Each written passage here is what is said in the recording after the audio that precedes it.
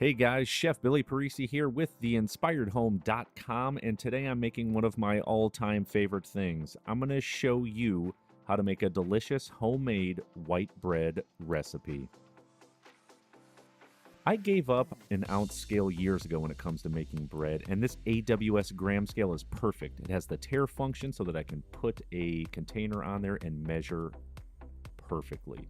So I'm using some bread flour, which is really high in protein. It's going to make our dough nice and glutinous. So once we pour in our flour, what we want to do at that point is get it to 525 grams on the dot. We're going to transfer that flour over to a larger mixing bowl so we can combine all of the ingredients. And the next thing I'm going to do is set a really small little plastic container and use the tare function again. And I'm going to pour in some active yeast.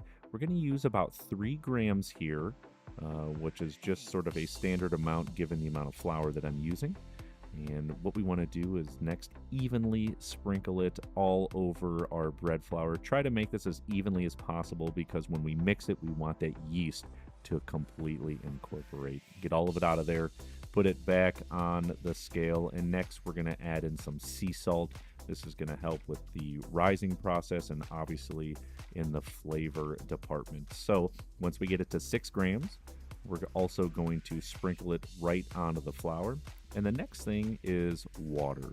So head over to the sink. What we want to do is turn it on and get it right to 90 degrees or 88 degrees, somewhere in between there. I'm using the Good Cook candy thermometer. And the reason I'm using it because it's got a nice big display that I can see the numbers perfectly on here. So as soon as it hits 90 degrees, we're going to fill up a container and go measure it by grams again. We want to get this to 420 grams. So go ahead and be careful when transferring it.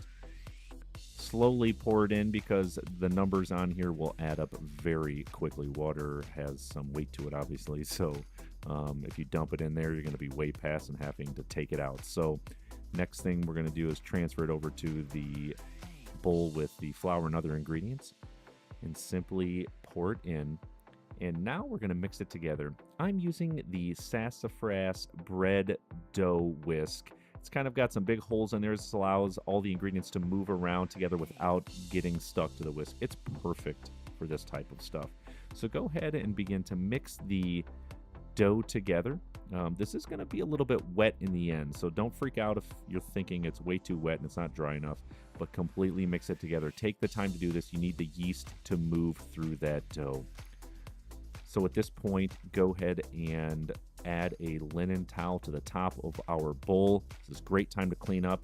We're going to come back in only 15 minutes, so don't go too far. At this time, we want to fold over the dough. So stretch it out, get that gluten working, and fold it over maybe 5 to 6 times max. Don't spend too much time here.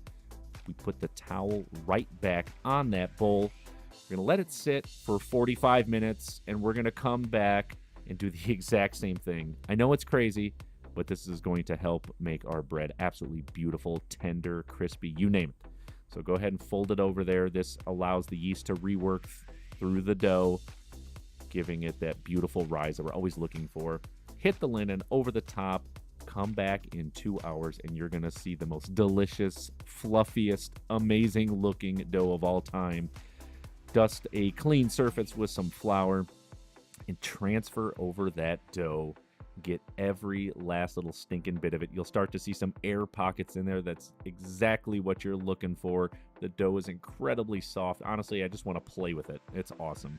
Sprinkle the top with flour. Give it a good dust because we don't want these huge flour pockets in our bread. What we're going to do here is fold it over to the center one time, and then we're going to lift up the other end and fold it over completely. Wrap it around like a little package. And sort of using this cupping motion with my hands, we want to form the dough a little bit. You see it's a longer cylinder here. We're folding in the ends, and this helps to form the dough to the bread shape that what we're looking for. Fold it in, and what we're going to do at this point is sprinkle some flour in our frying brotform, also known as a Benetton. It's lined with a linen. This is going to help shape it and help proof it. In the proofing process, fermentation happens and the bread will rise again. And very important, it will help shape our dough. So fold it over into the Benetton and add the linen back on. We're now going to let it sit for in between 3 and 4 hours or until it is coming over the top. But at this point, when there's 30 minutes left in the rising process, we're going to add in this sassafras baking stone that has a cover on it. It's perfect for a long white bread recipe. Add it to the oven, preheat it to 475 degrees with that cooking stone in there. Once it gets the temperature, we're going to come back. What we're going to do at this point is remove the linen. You can see it's rising out over the Benetton or brotform. The bread looks beautiful. Don't even touch it. But now we're going to remove the top from the sassafras baking stone and simply just dump it right over. It's going to fall over the sides a little bit. Don't worry. What we're going to do is sort of push it back together, help form it a little bit. Totally cool to do this.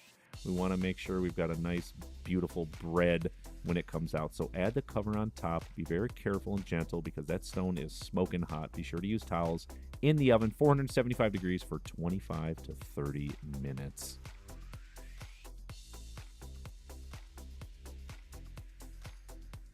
All right, let's have a look at our bread. Remember, the stone is hot. Take it off, and boom.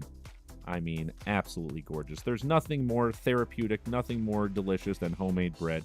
Let's hit it on a rack for about 25 to 30 minutes. Let it cool down to room temperature. Continue cooking and steaming. And gosh, is it just so delicious. Like I said before, there's nothing like homemade bread. Pasta is the only other thing that's just as delicious. I'm going to use this shun serrated Japanese steel knife. This thing's incredibly sharp. Going to make perfect slices in my bread. Absolutely love Shun. Have a whole knife collection of them. Thanks, guys, so much for checking out this recipe. Please go home and make this bread recipe. And to see other great ideas and recipes, visit theinspiredhome.com.